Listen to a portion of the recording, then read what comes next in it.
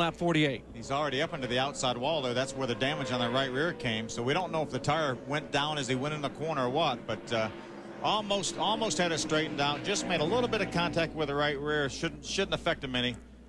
And he'll be able to, the good thing is he stayed in the lead lap. And he was another look. You see him up to the left side of your picture, the outside of turn 2, trying to hang on. Looking at from that view, I'm not sure. It looks like the right rear tire is flat. I'm not sure exactly what's wrong with that thing right there. Take a look at it from Ridge's onboard camera. Well, there was some contact there. You saw Carlos Contreras right in front of Scott in the Hot Wheels dot. Good evasive moves. It looked like Jerry Hill on the inside. Good movement. Maybe Morgan Shepherd on the outside. I wasn't sure who the truck on the outside was.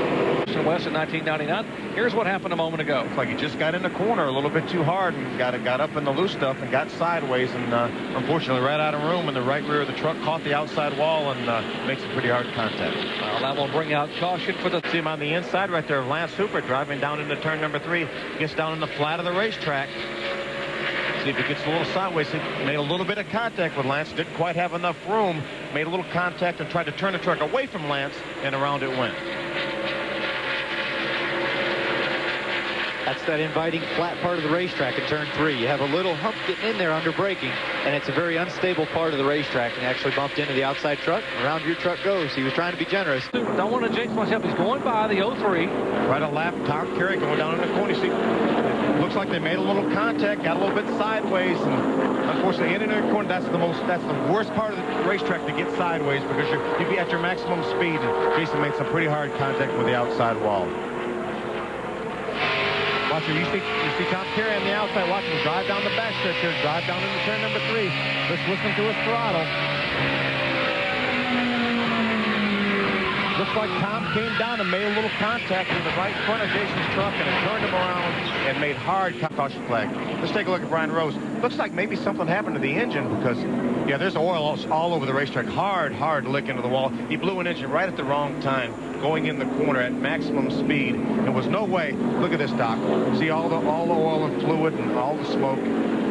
Tried his best. You see the wheels cut to the right. Tried his best to catch that truck, but gosh, made hard contact. And this was a brand new truck they debuted last week at Kentucky called Homer. Brian was running up in... Again, we had Phil Bonifield that had spun around in the number 23, and you see him back in the background.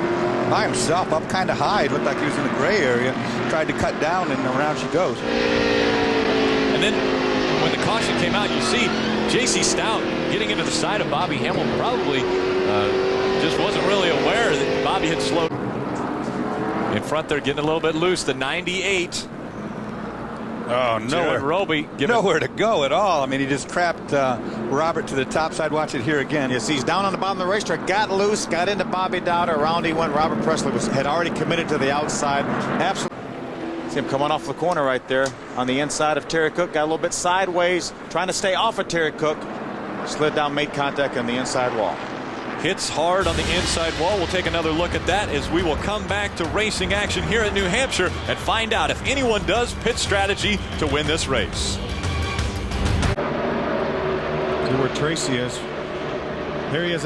Was there some contact right there? That was Skinner he was racing with. Both of those are two of the trucks that had come to pit road field. What these guys decided is it's lap 45. We need an adjustment. Going in turn number 1. You see the 50 truck. He's going to make some contact with the one of Ted Musgrave right there. They made some contact. Ted stays with it on the outside. Watch John now. Watch him he tries to climb. Doesn't quite climb. Maybe gets a little bit loose. And then I think tries to come up late in the going. And Ted Musgrave's nose was already there, and it turns him right into the outside wall. A lot of damage. Jimmy Spencer was in the 13 and made his way past these two as this was happening. You see the Menards 13 of Jimmy Spencer getting by just as that happens.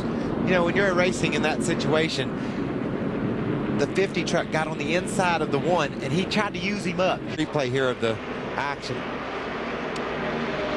Robert makes some pretty hard contact with the outside wall. Here comes Andy. Absolutely nowhere to go. Looked like Jack Sprague, the 16 truck, pushed up and almost ran the 12 truck of Robert Huffman into the outside wall. It wasn't anything intentional, but that looks like that's what happened. Well, and we're hearing from NASCAR immediately after this took place, the driver and crew chief of the number 1 truck. They have been... Happens here. He's on the inside. Going down into the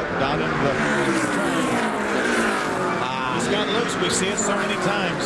That is so easy to have happen. Ricky just raced down there on the inside of the 6 truck, and watch, Phil, the back end just steps out right there as they enter the turn. They did not make any contact until Ricky got sideways. Matt was able to drive away, but we see it so many times at so many different racetracks. These trucks are so vulnerable for the downforce on the rear when you drive down on the inside of somebody. Ricky just needed the 6 to let off a little bit sooner so he could get that nose out in front of him, and it didn't happen. Matt drove down in there with him, and it caused Ricky to lose control of his truck. Top off. See, there's David Rudem in the 17 truck on the inside of the 8 truck of Chase Montgomery. Wow. Looks like Jamie McMurray just gets by on the inside. Looked like he might have been just a little bit wide, maybe like he hung the right rear out. Michael in the loose stuff getting in turn number 3. Did a great job. A whole bunch of track position. There's Crafton being followed closely by Wapple.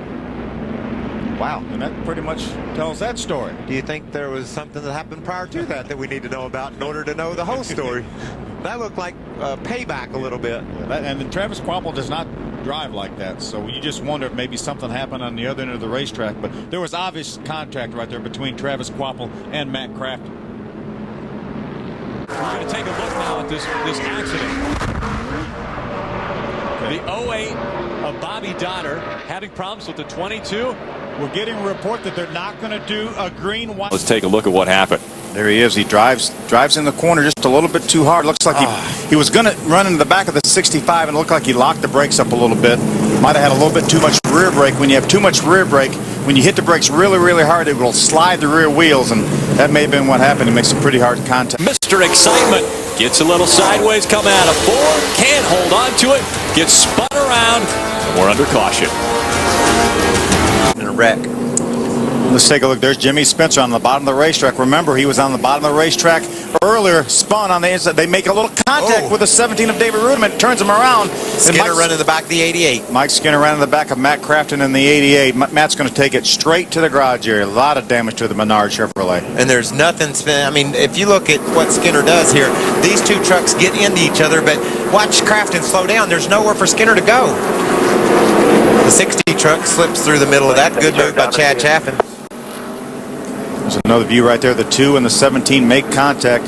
Matt Crafton just trying to avoid the 2 truck is all he was trying to do. And Mike Skinner had absolutely nowhere to go. Ran in the back of him. A lot of damage. Mike couldn't see ahead to see that the 2 had turned sideways, so he was just coming off the corner normal. You could see the 2 slide up the hill, hit Rudiman in the door. There's Todd. Johnny was on the inside of Todd. He just got loose, it looked like. There, Bill Lester did a great job avoiding him. Unfortunately spun. Ricky Craven probably got hit in the back and spun around. And so did Kelly, I imagine, or else she just didn't know the wreck was going on. She might have gotten hit in the back, though. But watch Johnny. He just gets her down on the inside and gets loose underneath of him. We saw this happen to Craven here a year ago. It's very easy to do. Bill Lester does a great job of avoiding the 23. So 7 caution flags have flown in New Hampshire, and we're not done yet. We'll find out if we can get this one finished under green. Come back. Only 0.2 of a second separated the 2. And here we're looking at the 38 of Brandon Witt and how he got spun around. Oh, Bill Lester involved in this one. Yeah, they make a little contact there. They make a lot of contact. Wow, way up in the air, the 38 truck. You're running about 150 miles an hour as you get down in the corner. See another look at it right here. You see Bill just couldn't hold his truck down. He drove in there and run over Brandon, knocked him into the wall. Brandon's had a tough day. Started on the outside pole and made it all about 4 or 5 laps before he messed his truck up. So, our 9th caution has come out. Brandon Witt bringing the most recent caution out. We'll be back for the finish of this one. See Jimmy, they drive in turn number 3. Jimmy drives down to the inside. Todd's on the very bottom of the racetrack. Jimmy slides up just a little bit, makes some contact with Todd Bodine and turns him around. Todd Bodine able to straighten the truck back out. Wow, he's lucky that no one caught him, because these guys are hammered down for the checker flag. Especially Jack Sprague, the red truck on the inside. Here we see Jimmy on the inside. He runs across the apron, then slides up in the center of the corner. Makes a little bit of contact. All clear, come on, right to the